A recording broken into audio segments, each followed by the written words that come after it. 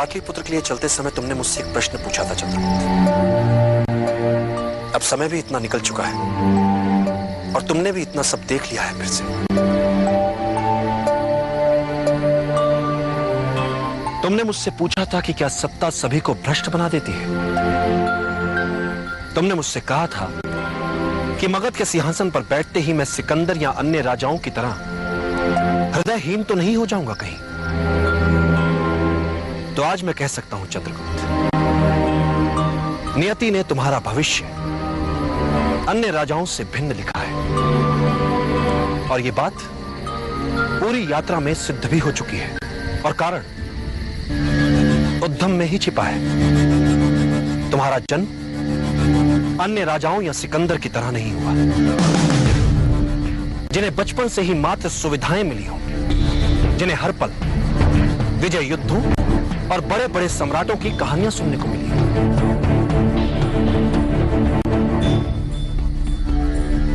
और तुम एक निर्धन परिवार में जन्मे, एक ऐसा परिवार जो कुचला गया, जिसने सदा सहा ही सहा, दुख अपमान यातना सब कुछ सहा।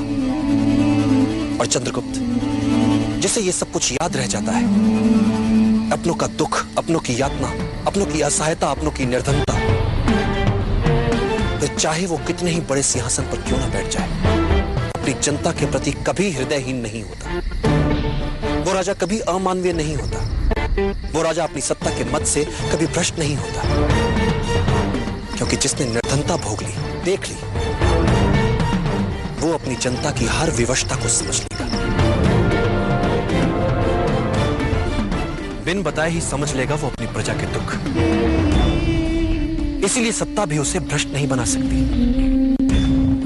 फिर वो अपनी निजी महत्वाकांक्षाओं को पूरा करने के लिए नहीं जिएगा, वरन अपनी सत्ता और शक्ति का उपयोग अपने जैसे गरीबों के जीवन बदलने के लिए करता है। साधारण जन के लिए असाधारण दुनिया का निर्माण करने के सपने देखता है, क्योंकि उसके मन में गरीबों के लिए दर्द होता है।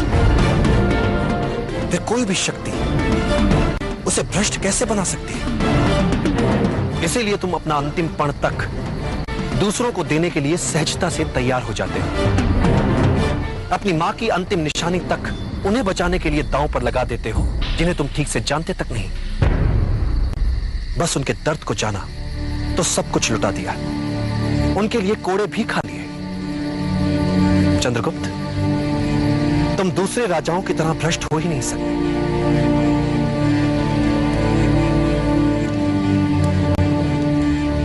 कभी नहीं।